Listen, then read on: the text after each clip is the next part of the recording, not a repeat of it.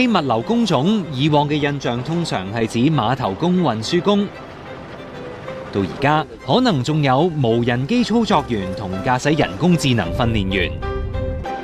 香港物流朝住智能化、高端化發展，業界使出唔同嘅招數培育人才。2014年開始，政府設立海運及空運人才培訓基金，為從業員提供獎學金同職業培訓，承擔總額達到5億元，10年惠及15000人，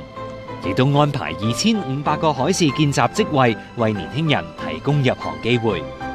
為咗培訓港產飛機師，香港第一間民航培訓學院香港國際航空學院2016年成立，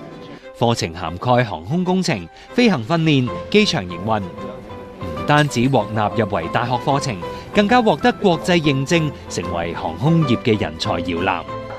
航空課程甚至走入中小學，有學校利用退役小型飛機加上飛行模擬課程，俾學生體驗，啟發生涯規劃。志存高遠，培育人才，有助提升並鞏固香港嘅國際物流樞紐地位。融入國家發展，鞏固國際優勢，團結香港，聯通世界。